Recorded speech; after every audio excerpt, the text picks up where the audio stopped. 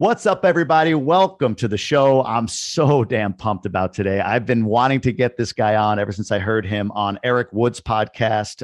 If you can go back and listen to that episode, he's an incredible person, an amazing story. His name is Jordan Montgomery, and I'm going to give him his intro, then we're going to dive in here. He's the owner of Montgomery Companies, is a highly regarded performance coach and keynote speaker whose clients include business executives, sales organizations, and entrepreneurs. From a small town in Iowa to a dominant force in the performance coaching industry, Jordan travels the country speaking and coaching executives at Fortune 500 companies, professional athletes, and salespeople. In addition to his work speaking and coaching, he's an accomplished business leader who has managed top performing sales teams in the financial services industry. He's a father, he's a husband, he's an entrepreneur, he's all those things. He also loves the Iowa Hawkeyes. For those of you out there that are fans or maybe want to be contrarian to that with him, who knows? But man, Jordan, so incredible to have you, brother. What a gift and a blessing it is to spend time with you, Jamie. I've been following your work, and to be on this podcast with you is a highlight. And I was just sharing with you offline. I was talking to John White about you earlier today. Yeah. John and Eric Wood are both mutual friends. And so God bless those guys, two of the better guys that I know. And they just sing your praises. So you're obviously leading people in a really effective and powerful way. And it's a joy to spend time with you. Man, that means a lot. Thank you for that. John's incredible. I look at him as Captain America. You know, he's just like this chiseled, like human being, right? And Eric, of course, is insane. I feel so bad. I'm a huge Bills fan. So as we're recording this, it's right after the AFC Championship game. And I almost wanted to text him, but I was like, nah, as a fan, I just didn't want to hear from anybody afterwards. So as the guy who's doing the color for the Bills radio and a former Pro Bowler for them, I'm sure he didn't want to hear from a soul after that game, but I talked to him yesterday. I think his wounds are starting to heal, but it was a tough loss for sure. I might have to shoot him a text. Yeah. So I gave a little bit of a bio there, man, but I wanna dive deep on your story. Let's just kind of start. Give me the background of Jordan Montgomery, then we'll roll from there. Go for it. Yeah, man. Well, I grew up in small town Iowa. I grew up in a one stoplight, don't blink kind of town. It's actually the largest Amish community west of the Mississippi. So wow. Grew up in kind of a blue collar environment, town of 3,000. Had a great childhood, kind of the traditional, American small town life. Dad was a blue collar worker. My mom was a teacher. I went to the University of Iowa after I graduated high school. And all I ever wanted to do, Jamie, was be an entrepreneur. I just wanted to own a business. I wanted to be able to create my own time and my own opportunities. My dad was a painter. So he owned this little painting business, nothing fancy, had 5 employees. But he could always be at all my games. He was always present at my most important activities, and he was home at night. And I just remember thinking, man, my dad's got it made. Like, he can love his family well. He attends everything that I do. And so I just kind of wanted to be like my dad. So for me, college was almost like a social experiment. I was trying to like meet people and get networked and connect with others. And then I thought, well, I'm just going to go start a business. But the reality is I didn't have any startup capital. I knew nothing about business. And so that was a challenge. And so I started in the financial services industry because I could be in business for myself, but not by myself. In other words, I had the support that I needed to get started. I didn't have to invest any money. And we had a great run in that industry for several years, pivoted, which I'm sure we'll talk about, into the coaching and consulting world a handful of years ago. And God's opened doors really wide. And we just continue to be fortunate and experience his favor. And, today we serve a few thousand clients. I do a lot of corporate coaching, speaking, consulting. We have a team of 11 people that also does that work. My wife runs the business. I just kind of run my mouth. That's the big joke. And we have 3 daughters. So, Audrey, Claire, and Olivia, ages 10, 7, and 2 as we're recording this. And they're our greatest joy. So that's our life in a nutshell. Amazing. So financial services, can you give me a sense of what were you doing in financial service? I like that point. Like you're working on your own, but with others sort of thing, kind of entrepreneurial, but the chance to work with others. What was your role in that? And then what was the pivot, if you don't mind? Yeah. So I was just working with clients. I had, maybe a few hundred clients through my 20s, my first 5 years. I started right out of college. So I was 22. And I think that industry, I think it can just be a fantastic industry for the person that wants to work hard, be creative, that doesn't have the resources to invest. And so I'm still passionate about that industry. We work with a lot of financial advisors and a lot of companies inside that industry. But I was planning with clients. I loved the work. For 3 years, I just focused on my own sort of personal practice, planning with individual clients. And then in year 3, I became what they call a managing director. So I was in charge of leading an organization. And at the time, at 25 years old, I was the youngest managing director inside that Fortune 100 company. And so it was a lot of responsibility at a really young age. And then couple that with speaking. I started to do more speaking corporately, mostly inside that company. And I was flying to the different organizations to help them get their organization, running and humming, attracting talent, recruiting talent. That was a big focus of ours. That's something we had done well. So that was an honor. But all of a sudden, I'm living in this world where it's like, I've got clients that I'm trying to help. I have advisors that I'm trying to grow. And I have this speaking career that I'm trying to develop. And it was a lot to handle at 27. And I think one of my biggest mistakes for any young entrepreneurs that are listening, one of my biggest mistakes, Jamie, is I set my goals before I really knew my values. And there's this old adage that if you set your goals before your values, your goals could take you to a place that you never intended to go. And so I was living in sort of this proverbial penthouse. I was traveling every week. I would fly private sometimes. I built this huge house. I was sort of living for the ways of the world. And my identity was very much wrapped up in my achievement and my success and my bank account and my awards. And on April 1st, 2015, all of that changed. I don't think God caused it, but I think he allowed some of these things to happen. I got a call from my managing partner at the time. He called me into his office, and I was so naive that I was irritated that I had to attend the meeting. Like it was this, hey, I got to meet with you today kind of thing. I should have known, right? I should have had more sense about me, but I was like, really, like today, I've got a busy day. So I go to this meeting sort of begrudgingly, and he walks in. I'll never forget. He said, Jordan, I still love you. I still care about you. But today is going to be your last day with our firm. You didn't do anything intentional or malicious, but you've just been a bit casual. And when you're casual, you create casualties. So you're running too fast. You're not always dotting the I's or crossing the T's. And what had happened was there was a person on my team, on my staff, that had taken one of my internal continuing education assessments, and I had failed to report that. So God bless this person. They were trying to be helpful, trying to jump in and do something that they thought would help me. It ended up being a real issue, and it was grounds for termination. So he tells me, this will be your last day with the firm. Well, that becomes a bigger issue. Not only did I lose my job, I was involved in these real estate projects.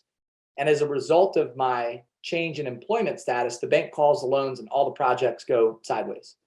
So I go from the proverbial penthouse to the outhouse almost overnight. Now I'm standing on the door of bankruptcy, and it was just this sort of desert season. But I really found myself in that season.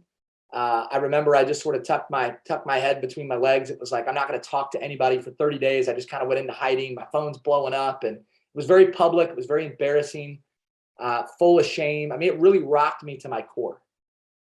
And in that season, I met my now wife. And the short story is I actually got rehired by the same firm. A leader by the name of Tim Bohannon stepped into my life. He said, hey, I'd like to take you in, give you a second chance. So I moved to Minneapolis, Minnesota for 2 years. And in that season, I met my wife and adopted 2 children who are now my daughters. We just had our 3rd child, Olivia, 2.5 years ago. So I've got 3 daughters, and I got to become a husband and a father. And the ironic part about the story, Jamie, is, and I think this is true for all of us, like sometimes God's got to do something in you before he can do something with you. And for me, there was like pride and ego and idolatry. Like I was not on a path to be a father and a husband, at least not a good one. I would have really struggled. And I still don't know. There's some days where I'm like, I don't know if I'm a good, I got work to do. I don't know that I'm always a 5-star husband and father, but man, I really fight for that. I mean, that's something that my wife and I take very seriously, is raising our kids and tending the fire in our marriage. And God used that season just to teach me and draw me closer to him, and really grew in my faith, started to really understand my values in a more real and meaningful way. Yeah. And today, we get to do this business. I get to do it Yeah. with my wife, and God's continued to open Which doors. is So so cool. I love that. I love yeah, the life happening for you versus to you type of story, right? Like that, I can only imagine what you were going through on that day with what sounds like a technicality that takes you out of this job and all of who you are up to that point. And then, yeah, thankfully, how long was the Minneapolis? Like, how long after you were let go was Minneapolis? Was that like within a couple of months? Was that pretty quick? yeah, it was about 45, well, maybe 50 days after I got let go. So it all Got it. happened pretty quick, but there Okay. was sort of this unknown period of time, maybe a month and a half, where I didn't really know what was going to happen in my future. Sure. And that was a good season. Sometimes the most difficult seasons are the best seasons for us. Yeah. So that was a good season. It was hard, but it was really good for me. So you mentioned values a bit ago. You set your goals before your values.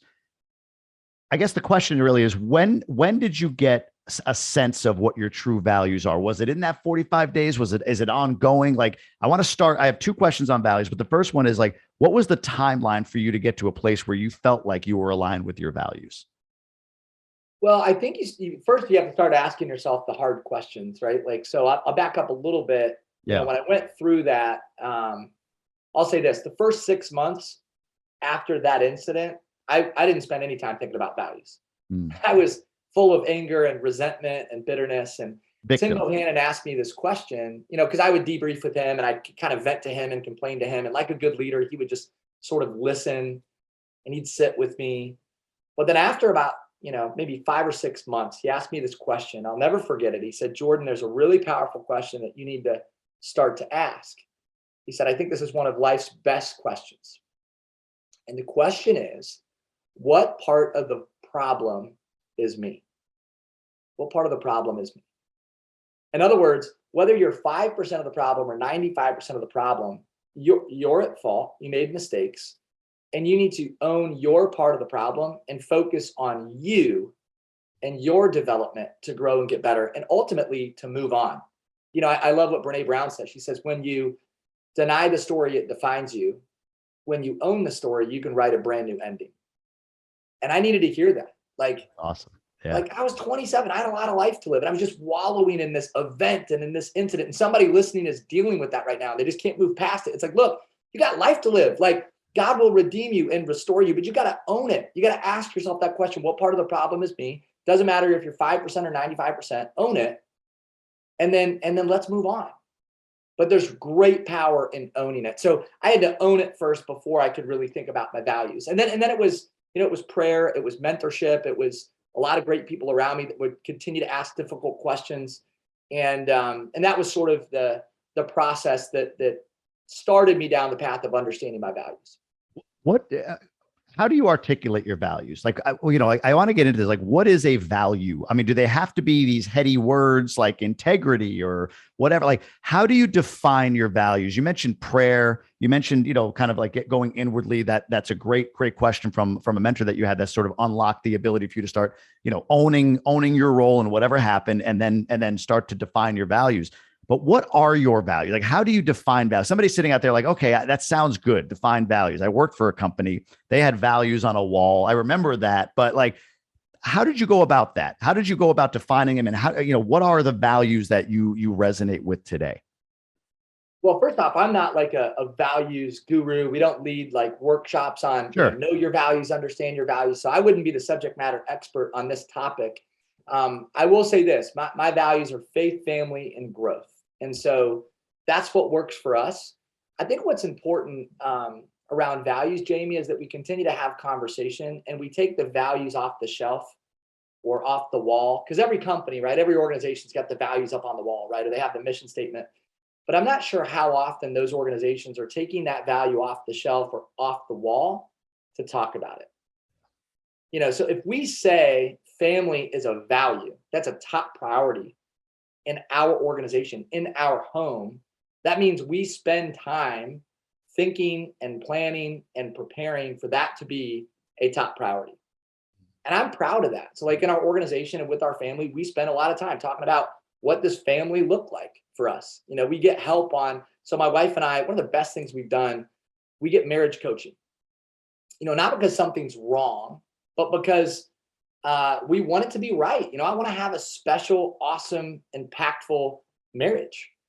And I got a lot of work to do. I'm still a prideful, ego-driven guy. Like I got issues. I got tons of blind spots. And so like we love that. So we want to be proactive. If we say something's of value, we want to be proactive about digging into that and planning for that to continue to show up in our life in a meaningful and real way. I think that's so smart. My wife and I, the same. Like it was an epiphany at one point with somebody going through a divorce after 25 years, how they unpacked at that point where the issue was 20 years prior. But at that point, they hated each other. There was no going back. And I think about it from a health perspective. You go for a physical before something's wrong. You get your teeth checked before they fall out of your face, right? So if you value, like you do, family as a top value and relationships, that's like not doing things to ensure that you're uncovering the blind spots, like you mentioned, proactively feels derelict. But to your point, though, you had that defined as a value. And it sounds like these values, family, faith, and growth, are these personal only? Or do they go into your business? Did you take them with you when you were creating your business? So much of our business is personal. I know everybody's in a different industry and there's boundaries that sometimes we have to be thinking about, the crossover between personal and professional. But for me, like I just kind of am who I am, Jamie. So I tend to, not think about myself as like I'm a family man and then I'm like a businessman, I'm just a man, I'm a man.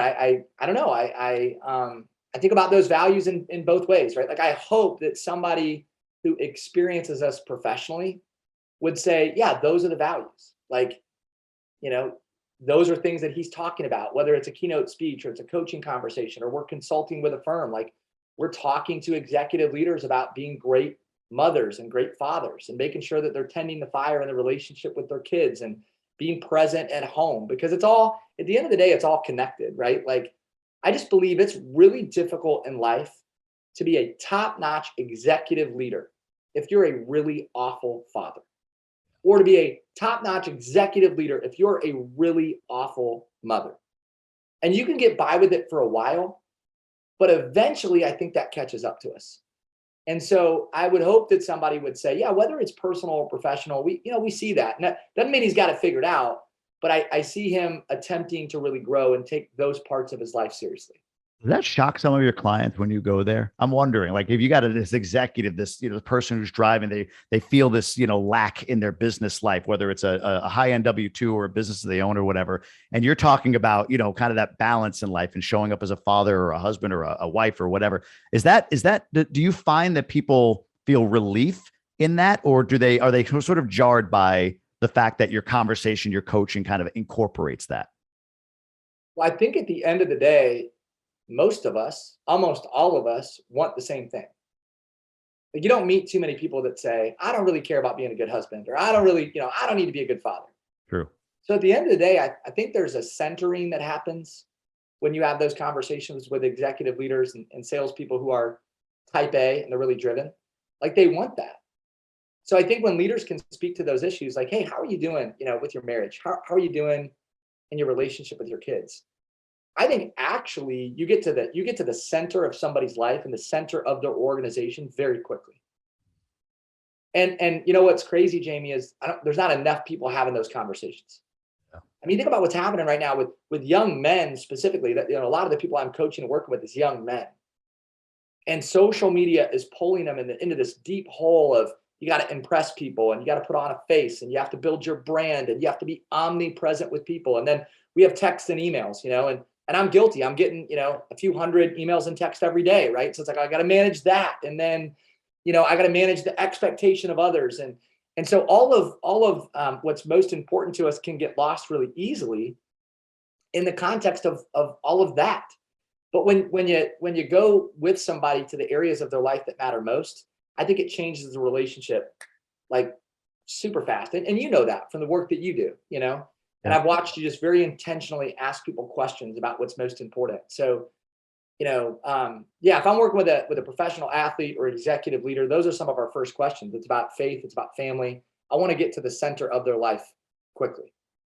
Who outside of your wife, because you talk a lot about you just mentioned it, relationships, right? So outside of your wife, that's not wife, kids. I get that. Like that's a key relationship in your life.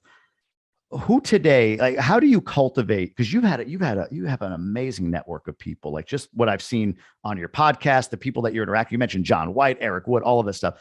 How do you go about cultivating or creating these relationships with these people, especially who have had significant success and all of that? What are some things that you do in order to cultivate relationships, or even who are some folks that you make sure that you show up for, and for what reason? Does that make sense? So I just want to get a sense of, talk Yeah. to me about how you go about creating these incredible relationships that you have.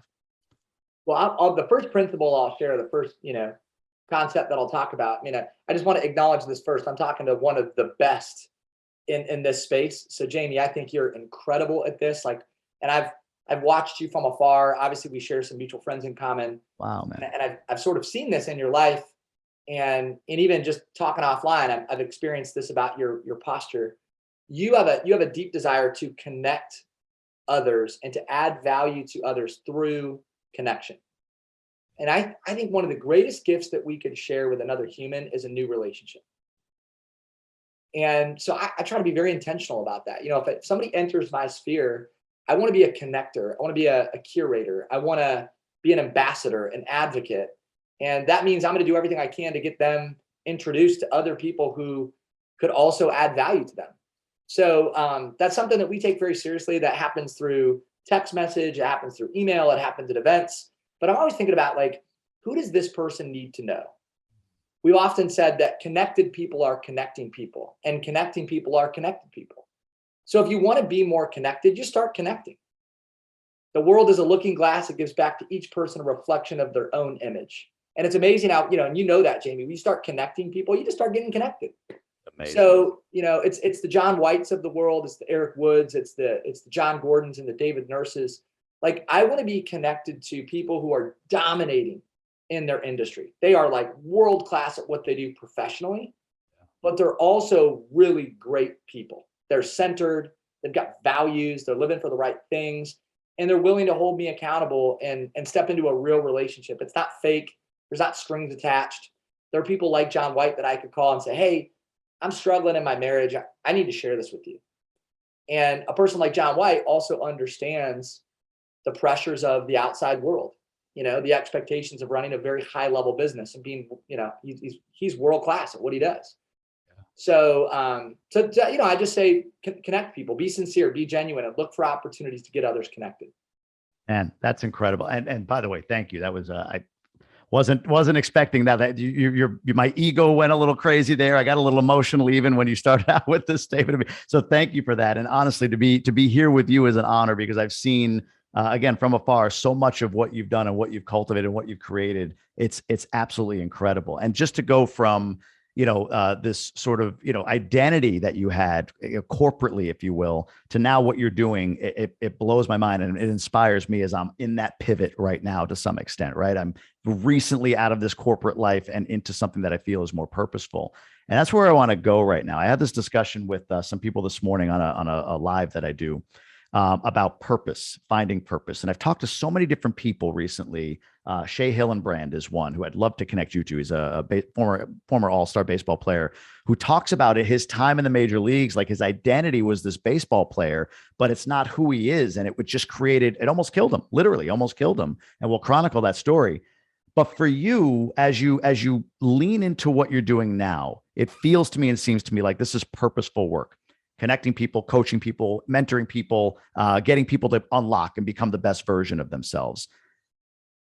How do you admit to yourself that this is what your purpose is, right? Like, I feel like sometimes when I think about purpose for me, like the ability to inspire and motivate others, there's a part of me that says that and kind of cringes, like, who the hell do you think you are, right? I see that in the mirror, and I might feel that judgment from faceless people. Like, nobody's judging me in that way, but I sense this judgment, or I create this judgment that reflects back to me. So for you, I feel like your purpose is the same. Your purpose is to bring people together. You have values around faith, family, and growth, and you want to see people embody all of that and grow. And I mean, I feel like what your purpose is. But how do you admit that to yourself and truly own it? I hope that question makes sense. How do you truly own the fact that this is who you are and this is what you were meant to be? This is why you were born. Wow. Awesome question. It does make sense. And we could go deep. We could spend an hour probably just having this conversation, Jamie, especially Sure. with somebody like you. I'm going to give Dave Gibbons a shout out. He shared this with me recently. He's a phenomenal guy, pastor, executive leader type, works with a lot of corporate executives and athletes. And he said, I see a lot of young men. He was speaking to a group of young men at the time. So he says, I see a lot of young men trying to build their kingdom. And we got to remember, it's God's job to build the kingdom. It's your job to plant seeds. So when I think about my purpose, really starts with this understanding that God doesn't need me to do anything. He doesn't need me to move mountains. He doesn't need me to motivate. He doesn't need me to inspire. He can do what he wants to do with whom he wants to do it. But I get to do this. So that foundation for me is a reminder that I get to do this. I get to be on this podcast.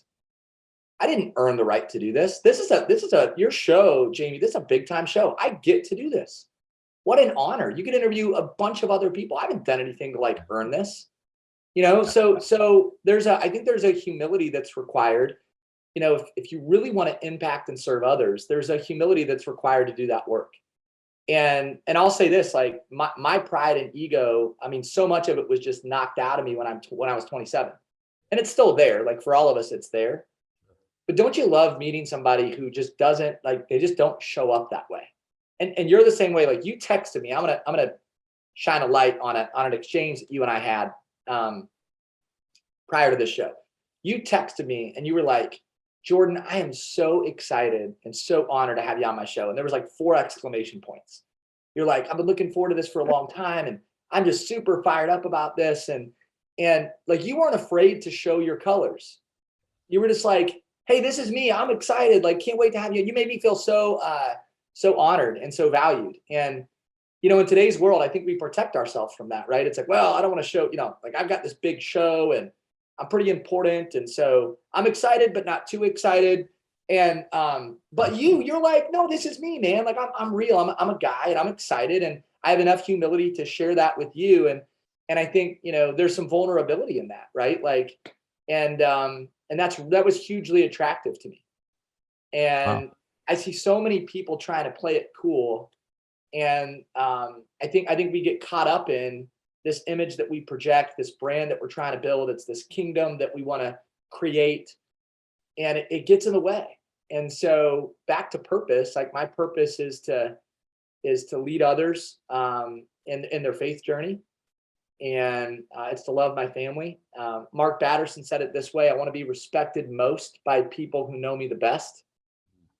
And so, if I give these keynote speeches or I jump on podcasts and there's people like, oh, wow, Jordan that was great. And they don't know me and they think I'm great.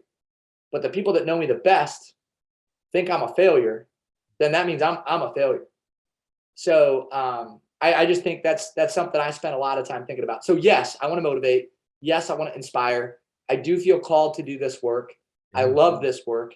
I want to do it with as many people as we can possibly do it with. I would consider myself to be a visionary and an apostolic thinker. I have no trouble thinking big. I want to dominate. I want to build our business. I want to do all of that. I'm not minimizing how important that is or how awesome those things are. Sure. I'm just saying it's got to start with, I think, the right posture. I love that. When I think about my purpose, it's that posture meeting God's plan for my life, and that gets me fired up doing it that way. You can hear it.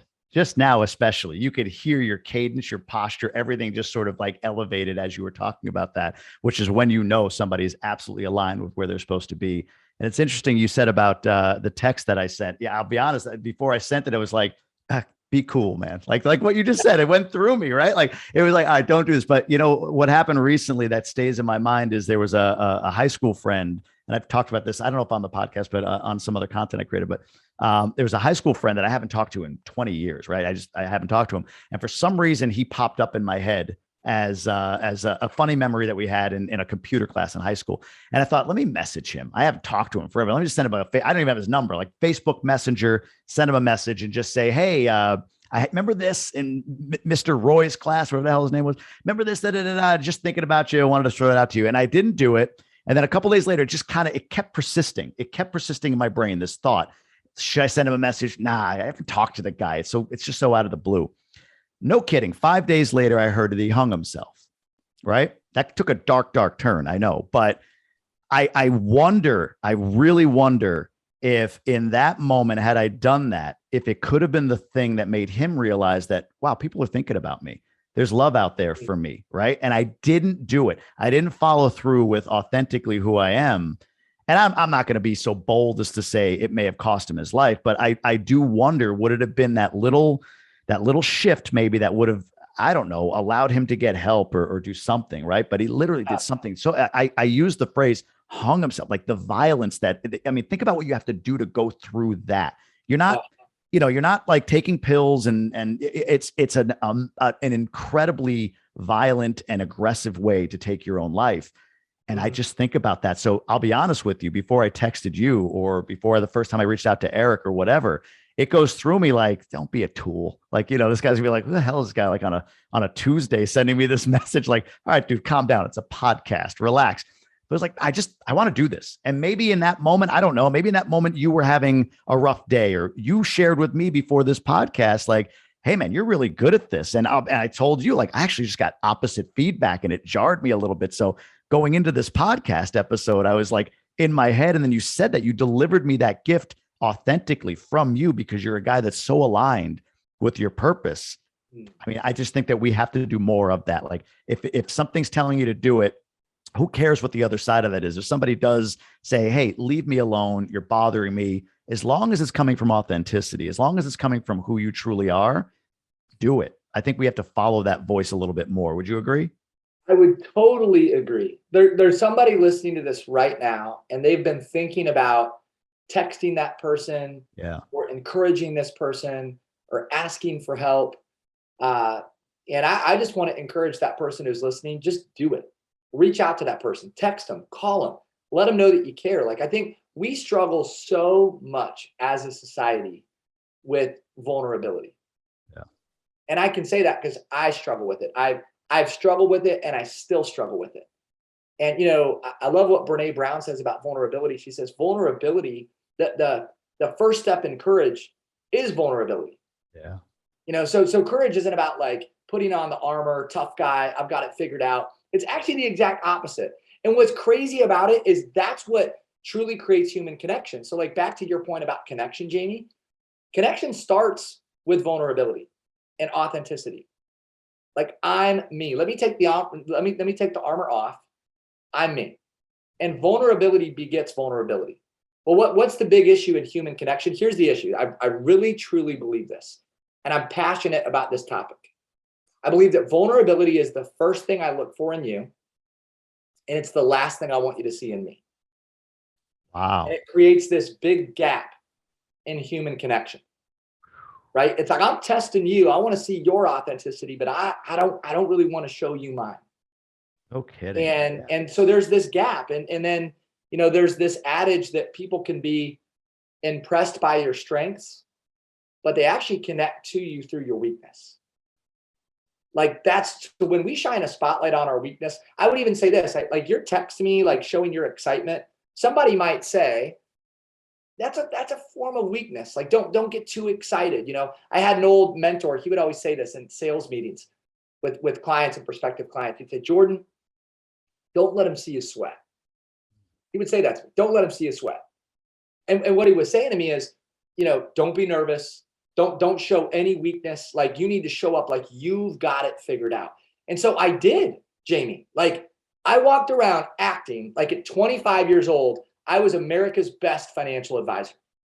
What a shame. I mean, how many people did I turn away from me with my bravado and my ego and my pride? And what I learned is when I started saying like, yeah, I don't have all the answers. I'm still learning. I'm a work in progress.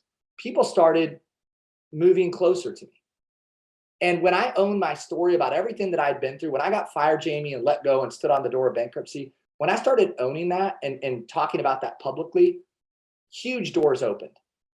And I'm giving 2 keynotes this past year and in front of huge audiences that I just didn't deserve to be in front of. But I was willing to own my story and shine a spotlight on my weakness. And I truly believe it created human connection. And so many of the cool things that are happening in our life today, I truly believe, Jamie, are a result of being vulnerable, stepping into, some scary places to say, this is me.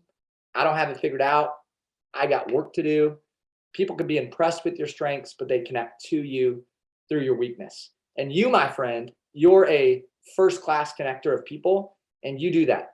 You put Jamie on display for everybody to see. It's like, this is who I am. I'm going to show you my excitement. I'm going to show you, all my cards. I don't care about, I can admit to you that I'm nervous, and it's why you are such a gifted connector. Man, that means a lot. Thank you. And it's funny. Leaning into vulnerability has been like refreshing. It's relieving. Like you just put down the armor, right? Okay, this is me. I screwed this up. I paid too much for that. I like you said in my corporate career, like, I did this completely wrong, like whatever it might be, right? Like I completely went against who I truly am to try to satiate my ego for too many years, all of that stuff. And it is relieving to put it down. But I love that point. You look for vulnerability in others. The first thing you look for is vulnerability in others is the last thing you're willing to display. That is so damn true. And you can physically see, if you're watching this on YouTube, you can almost see with your hands, like, I'm looking for this in you, but I'm going to retreat further away. So you just continue to create this gap between you and the other person and the connection that you can potentially have. Unbelievable. And this go ahead. I'm sorry. Well, I was just going to say the gap continues to grow. That's the problem, right? It's this never ending issue. It gets bigger and bigger the more we struggle with that issue. So go ahead. No. So on this point of connection, I was telling you before we started recording, I had listened to a specific episode that you did on connection, and you had this quote from Maya Angelou. I believe it was Maya Angelou. People might now remember, or people might not remember what you said, but they will remember the way you made them feel. Is that Maya Angelou? Am I saying that right? Yeah, that's right. Yeah. Okay, good. Right. Gotcha. I was trying to think of who it actually was. I think you're speaking to this already, but I want to just kind of go further down that rabbit hole a little bit. So people might not remember what you said, but they will remember the way you made them feel. So how do you, to your point, if vulnerability is the space that vulnerability reduces the space between people, right? Like if I display vulnerability, you display vulnerability, we come together. How do you become okay with that? Is it rooted in knowing your values? Is it having a sense of your purpose? Like, how do you show up vulnerably without it being tactical? Yeah, well, let's get a little bit practical if we can, because someone's listening and they're thinking, okay, I got to do a better job with my vulnerability and creating connection. But, right. But what does that look like lived out and played out? Like even in the workplace, right? So let's talk about that. What does that look like for leaders, emerging leaders, veteran leaders in the workplace? Well, here's what I think it looks like. I think number one, it's prioritizing the who over the do. Now, somebody might say, oh, okay, well, when you prioritize who over do, how does that make you vulnerable? If I encourage you, Jamie, based on who you are instead of what you do, that makes me vulnerable. And I'll explain why in just a second, but let me give you an example of that. So if you're on my sales team, typical Monday morning meeting, I would say, hey, Jamie, you crushed it last week. You had the most activity, you were the most productive, you kept the most amount of meetings, you got the most amount of referrals, you made the most phone calls. Hey, you crushed it. You were the most productive last week. And then we kind of go around the room. And so we praise people based on the do, which is very normal. And by the way, it's important. If you're in a results-based business, you should praise people based on the do. The problem is the ratio of do to who is way off. In other words, we're praising people repeatedly for what they do, and we're praising people very seldom for who they are. And it always means so much more when you praise someone for who they are. So like I could say to you, hey, Jamie, try the Millionaires podcast. Unbelievable. You do such a great job. I've heard you interview people. You're just so, you're so amazing at growing that podcast. And this GoBundance thing, like, wow, that's so impressive. Man, I love all the stuff that you do. Or I could say, hey, Jamie, you are an incredible encourager. Like, I just want you to hear that today. Like God gave you the gift of encouragement.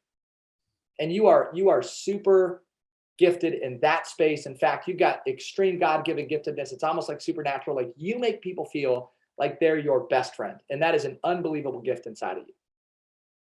Like that type of praise will always mean more. Now, back to how does it make you vulnerable? Okay, well, what if somebody doesn't feel that way about you? What if they don't like you? What if they don't reciprocate?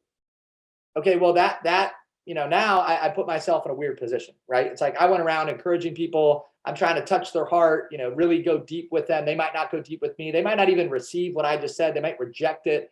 So I'm putting myself in a vulnerable spot by doing that. But that for leaders is, I think, a real opportunity to create connection. And then the other one is I can learn from you. So I believe if you want to be a great connector, you've got this open mind. It's like I can learn from anyone in any situation. And I coach with this CEO. Here's what he says, Jamie. He says this to his brand new hires. He'll meet somebody that's brand new in his organization. He's got about 200 people working for him. And he'll say, hey, welcome to the firm. I'm glad you're here. I can't wait to learn from you. Again, that's a show of vulnerability, right? They might be thinking, hey, you're the CEO. Do you not know what you're doing? Like, what do you mean can't wait? Like, I'm brand new. I don't even know anything yet. And he's sitting there going, no, you do know stuff. You know what it's like to be new. I don't know what it's like to be new. You know what it's like to go through our training. I don't know what it's like to go through our training. You have a different perspective. And that perspective is unbelievably valuable to me. And when he shares that with one of his new hires, he empowers those people. He encourages those people. He makes them feel important. And he's also shining a spotlight on part of himself that maybe is a little tender, or some people might say weak. And that makes him incredibly attractive in the real world. So the practical application of what does vulnerability look like lived out and played out in the workplace, there's a couple of examples of prioritize the who over the do. And then, hey, can't wait to learn from you. I can learn something from anyone in any situation. And I'm going to communicate with people that way. That CEO is an interesting example to me. I guess the question I have in my brain is, I mean, I love that. I love that example of being vulnerable and opening up and asking that question, that curious, hey, I'm curious to learn from you, right? Like just showing your belly a little bit. Cause you're right. A lot of people, I've got the pinstripe suit. I'm the big wig guy or girl, whatever in this firm. Yeah, you're right. You open you up to like, does this guy not know what he's doing? Like, would I join the right place or whatever? But that to me takes a level of like coachability for that person to embody that, right? They have to understand what their role is as a leader. And you've talked about leadership a bunch, and we might go there if we have time to kind of maybe distill down attributes of leadership. But right now, what I'm wondering is how do you show up as coachable, or how are the people that you coach? Like, what is the attributes that they display? What is coachable? Let's go with that. What is it to be coachable? And how do you ensure people embrace the ability to be coachable? I think you will agree with this. Coachable people have extremely high levels of self-awareness. I believe that self-awareness is the beginning of growth and development. So if we want to show up as more coachable, if we want to be more coachable, we have to be more self-aware. And the problem is people don't become more self-aware on their own. I think it takes tools, systems, processes, feedback to become more self-aware. So if somebody's listening, they're thinking, I'd like to be more coachable. I want to make sure I'm being perceived as coachable from the people around me. I would tell them, get massive amounts of feedback from people who know you. Clients, prospects, colleagues, mentors, mentees, just be obsessed with receiving feedback. And what's crazy about this is you'll learn, right? There's so much that will get unpacked and understood, but also you'll create new levels of respect and credibility in these relationships, because we all want to be around the person that is coachable and self-aware. And it's easier for the executive leader to give feedback if they're constantly receiving feedback. So if I really want to build trust and rapport with my people, I just open myself up to say, hey, I'd love your feedback. I've got 5 specific questions for you on the way that I'm being perceived and received. I've got 2 questions about my communication. I've got 2 questions about my habits and my actions. And then I've got a question about the way that I'm serving the organization. Could I just spend 20 minutes with you to ask you these 5 questions so I can improve and grow my self-awareness? If any human, but especially a leader or a person in a position of authority, takes time to have that conversation, they're immediately more attractive. So I'm gonna point this out, Jamie. I think there's a big misunderstanding between what it means to be coachable and teachable. And I think, spending a couple minutes on this would be useful. So I used to consider myself to be highly coachable, and I really wasn't. I was teachable. So a teachable person will listen to a podcast, they'll attend an event, they'll sit in, a company meeting, and they'll take great notes. So they'll listen, they'll take notes, they'll even go apply some of what they've learned. So that's a teachable person. A teachable person is focused on the moment. They're focused on the content, and they can be ultra present in a moment. Okay, so then there's the coachable person. The coachable person will sit in an event, in a company meeting, or they'll listen to a podcast, and they'll focus on the future instead of the moment, and they'll focus on the relationship instead of the content. So somebody is listening to this right now. You and I are, I try to make myself accessible. If somebody reaches out, they want, to ask a question or they want some time, as long as they come prepared, I will give them time. Okay. But how many times, Jamie, have you received an email like this? Hey, Jamie Gruber, you're awesome. You're great.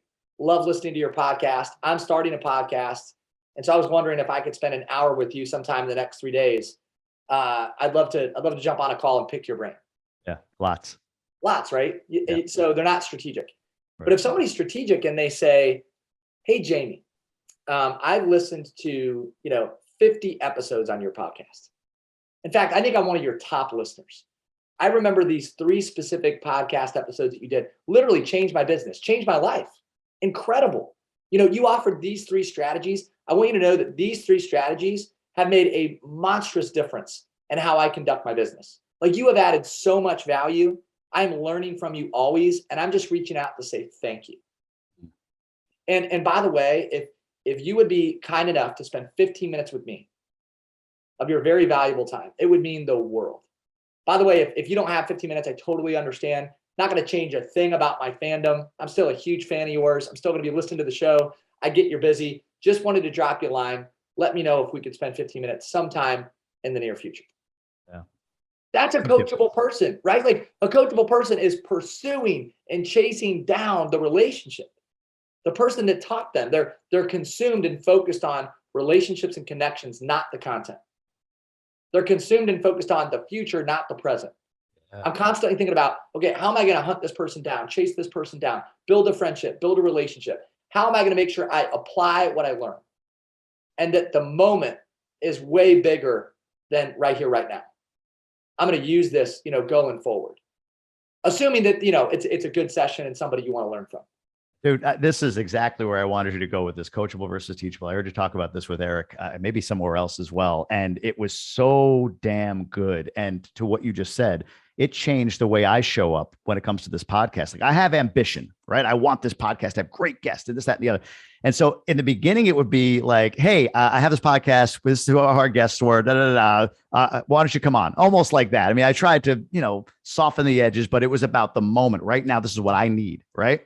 Versus what you just said, giving somebody, I've heard you say, giving somebody permission to say no. I know that sounds ridiculous. Like, especially if you feel like you're looking up at a potential mentor, giving them permission, but that's what you're doing. Like, I respect a no. I say that all the time. I completely respect a no. I completely get it. Not going to change my, however I can add value, just let me know or whatever. But what you just described has completely changed the trajectory of what I'm doing. And it feels so much better. Like, I know when I send that message saying, I want you, essentially, it just feels like, fingers crossed. I hope they say yes. It'd be great if they do it. It works sometimes, but it doesn't feel as good as what you just described. So coachable versus teachable. What I hadn't heard was future versus present moment focused. And I really love the way you pulled that together. Like, exactly what that means. Like, thinking in the long term. Like, how do I add value to this person? How do I give them permission to say no? How do I continue to just sort of be present for them or add value for them going into the future versus I need this now. And so I'm going to go after it. I actually have now started putting, like, For the person that says, I want an hour of your time, it's like, here's my hourly rate. And it just clears. I don't get paid, and that's fine. But at least, at least that's the case. Like at least they clear out that it's another way of saying no, I guess. So, but well, and you have to protect your time, right? Because you're so busy. Yeah. And here's one thing that we took from Andy Stanley. I think this is brilliant. And I'm sure that you're doing something similar to this. Because you get these direct messages or these emails, and you can't be omnipresent, right? Every yes is a no to something else. Every no is a yes to something else. But here's what Andy said. He said, I can do for one what I wish I could do for many. Yeah. So, if there's, whatever it is, 25 DMs in a day that come in, and I'm like, if I spent time responding to all that, that's all I do, like jumping on calls and trying to help people out. But I can do that for one person. And I'll do that for the person that shows up the way that we just described. Yeah. The person that's like, hey, listen to the podcast episode. Here's 3 things that you said. I've been doing these things. They've been making a difference. Like, I want to honor your time. Hey, if it doesn't work, no big deal. I completely respect the no. Like, I'm like, yeah, I'm in. But I would say 95% of them would love to pick your brain. Can I grab 30 minutes? Yeah. And I'm much less inclined to spend time with that person. Yeah. Unless they say, hey, like JB Groomer is my boy. Jamie's my guy. That's true. Then I'm in. Honestly, no kidding. No, that's not like if after this somebody said, "Hey, Jordan Montgomery suggested I reach out to you," it's an absolute yes. I don't need anything more than that. I just need that one line in there, and it's like that's an absolute yes. So watch now. Well, that's what's going to happen. We're going to get it. Well, Jordan Montgomery said to reach out. Oh, how do you know Jordan? Yeah, I don't know Jordan. I heard him on your podcast. Like, oh, great, cool. Well, we got 30 minutes, so let's go. Yeah. Whoops. What do we do? No. Oh man. Well, all right, man. Listen, we are right up against it here. I want to respect your time. Where can people learn more about you, what you're doing? I feel like we need a part 2 to this. I feel like I have pages of stuff, but anyway, where can people learn more about you, what you're doing, and all of that? Yeah, we're fairly active on social media channels. I know that you are too. I'm probably most active on Instagram. So it's Jordan M as in Michael, Jordan M Montgomery on Instagram. LinkedIn, Facebook, Twitter. Our website is montgomerycompanies.com. So, we're pretty consistent about sharing content on our website. But reach out. Like if there's somebody listening, if I can be a resource, if I can be helpful, either me or somebody on our team could be helpful to you. We'd love to connect, love to chat, and love to be useful in the future. Highly regarded firm that you have, and some of your keynotes, people can just Google and go deep on Jordan. You'll find a ton of content out there, and we only got a touch of what you talk about sales, you talk about communicate. I mean, you go into so many different places, deep and provocatively, like what you did today. You just gave us quotes and ideas and concepts, coachable versus teachable. Man, what a blessing! Thank you so much for being on today, brother. Hey, it's an honor. And let me just say this, man, you really encouraged me in our conversation today. You showed up prepared. You were thoughtful, great questions. There's a reason that your podcast is where it's at today. Yeah, and some of it is just, long obedience in the same direction and taking the at-bats and doing it repetitiously. But you're world-class at this craft. So just want to remind you of that. Wanted to share that with you. And again, want to say thanks for having me on. Man.